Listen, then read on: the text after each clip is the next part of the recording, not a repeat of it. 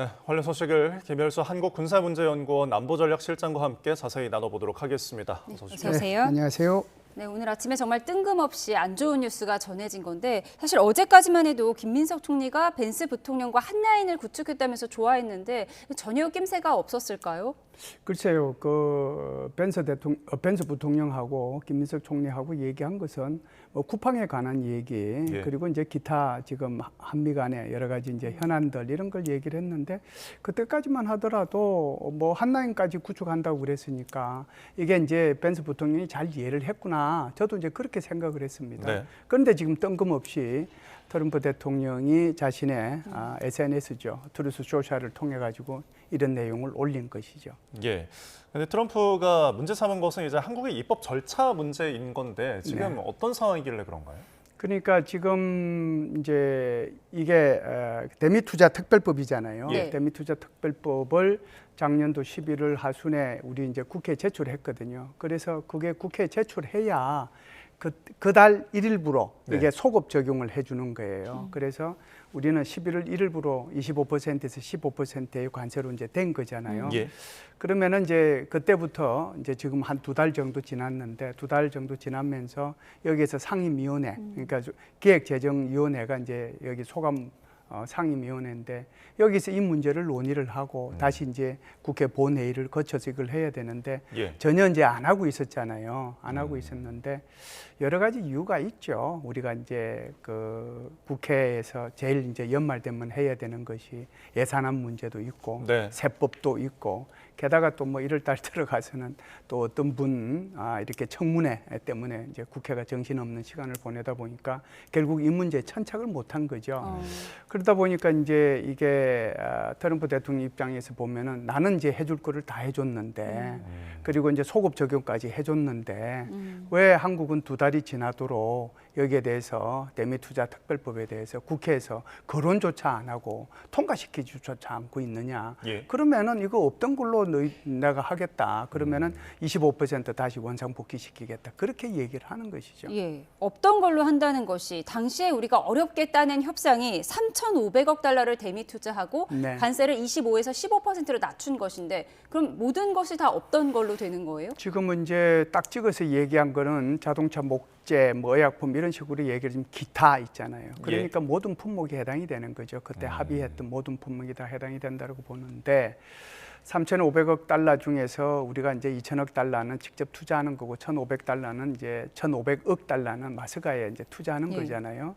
그래서 2,000억 달러 같은 경우에는 뭐 이렇게 첨단 반도체 분야라든지 뭐 배터리 분야라든지 그렇지 않으면 이제 양자 컴퓨팅 분야 이렇게 이제 투자하도록 서로 약속을 한 거죠. 대신에 이제 15% 관세를 부과하도록 서로 이제 합의를 한 거잖아요. 그것이 이제 조인트 어펙트 시트로 나왔단 말이죠.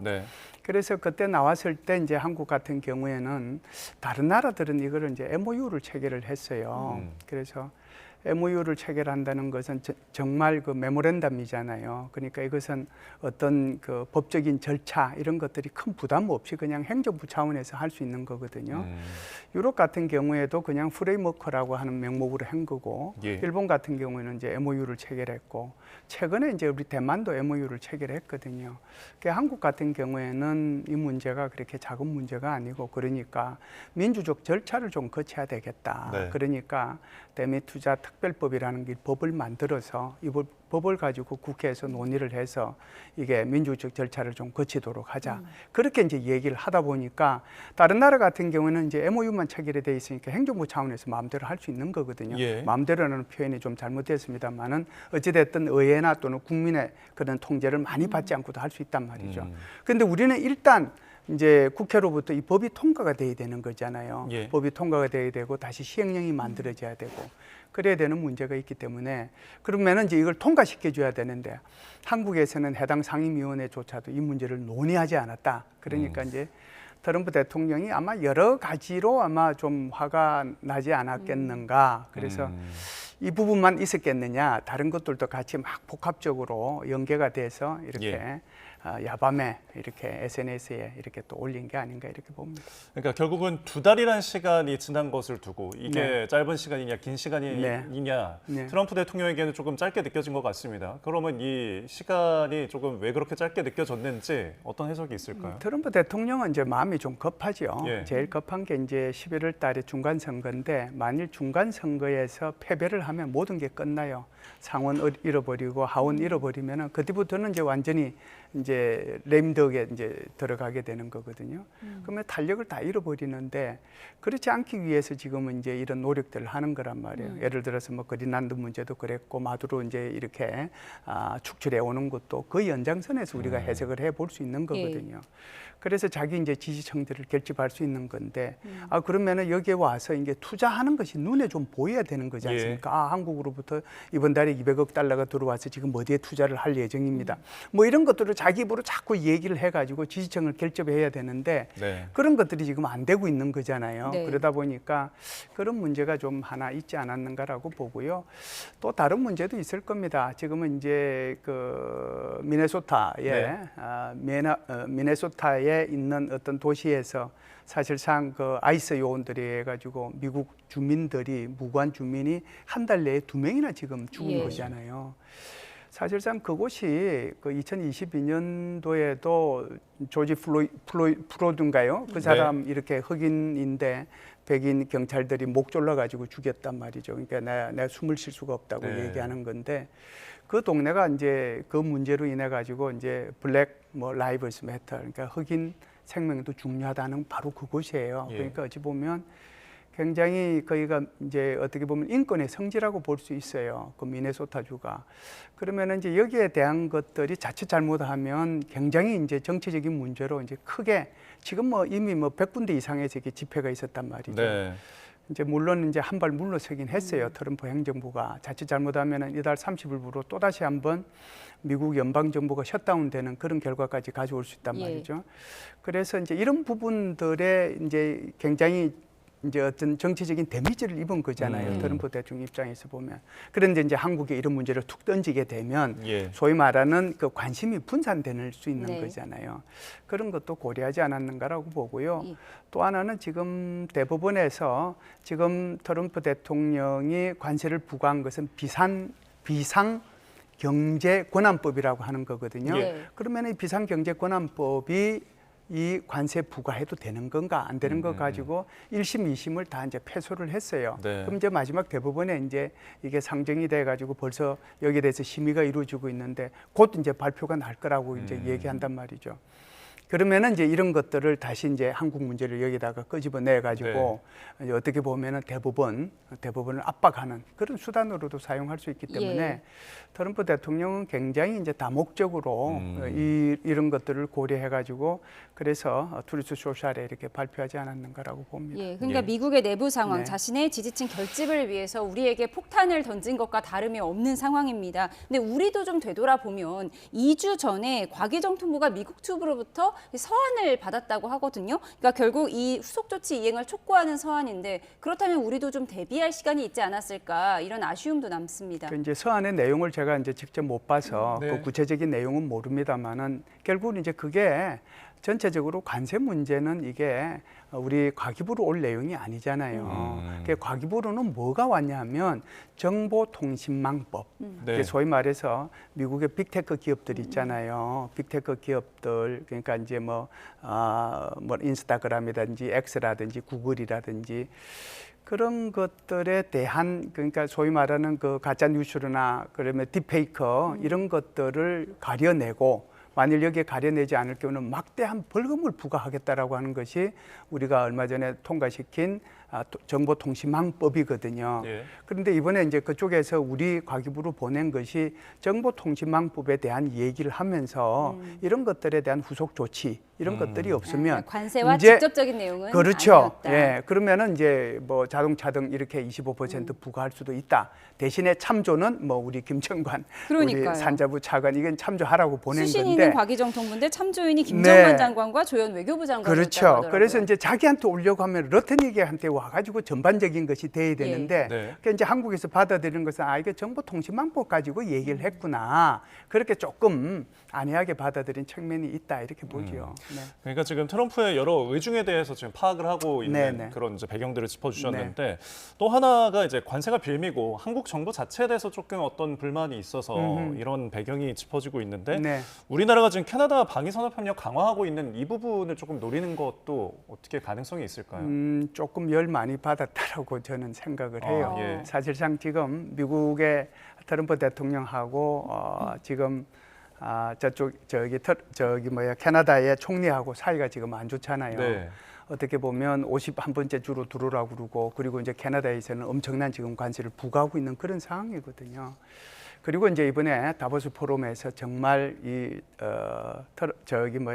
캐나다 총리가 완전히 국제사회 지도자로 떠오르는 그런 모습의 연설을 했단 말이죠. 그러니까 우리가 식탁에 앉지 않으면 우리는 메뉴판에 올라가 있을 것이다. 이게 지금 이게 무슨 국제 질서냐. 결국 이제 미국이라는 표현은 단 한마디도 안 했어요. 그런데 이제 이 표현을 한 것은 결국은 미국을 비판한 거란 말이죠. 그러니까 열이 이제 많이 나 있는 상태인데 사실상 다보스 포럼에 참여하기 직전에 어디를 갔냐면 중국을 갔어요. 그래서 이 캐나다 총리가 중국 가서 우리가 이제 무역인이 그동안 관계가 안 좋았던 거 이거 해소하고 뭐 수출입 이렇게 좀 잘하자 그런 식으로 얘기를 하니까 트럼프 대통령이 좋아 네가 만일 중국하고 자유무역 협정을 체결하면 그 순간 100% 관세를 부과하겠다 그랬어요.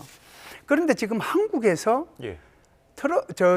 캐나다에 지금 무슨 뭐 투자한다는 얘기가 나왔단 말이죠. 이게 뭐냐면 지금 캐나다는 잠수함 3,000톤급 잠수함 12척 그게요 60조 원 규모입니다. 어마어마한 거죠. 여기에 이제 우리 한국이 한화 오션하고 HD 현대중공업이 원팀 그리고 이제 지금 딱 2개가 올라가 있는데 하나는 독일 팀입니다. 그래서 이 2개가 붙게 돼 있는데 독일은 여기서 이제 뭘 하느냐 하면은 대신에 우리 잠수함을 사주면 너희들한테 절충 교육으로서 이거 해주겠다고 해서 굉장히 선물 보따리를 많이 냈어요.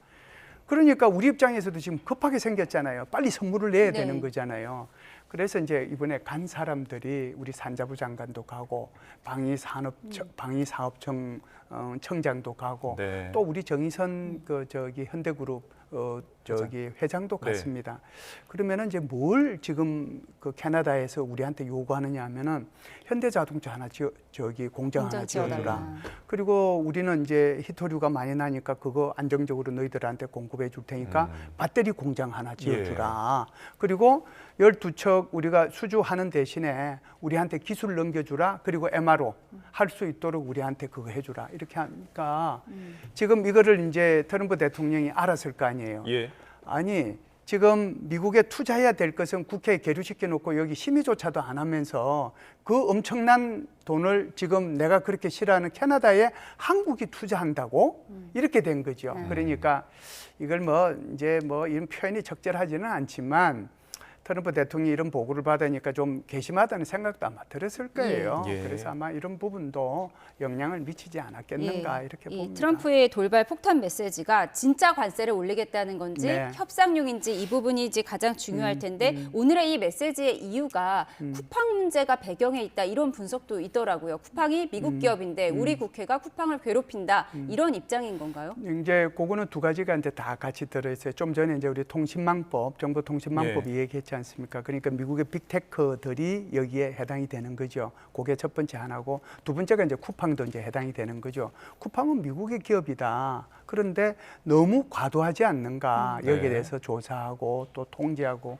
하는 것이 그러니까 이런 부분들에 대한 것이 너무 과하다. 이번에 물론 이제 김인석 총리가 가가지고 벤스 부통령한테 3,300만 명의 정보가 유출이 됐는데 이걸 그냥 갈 수는 없지 않느냐.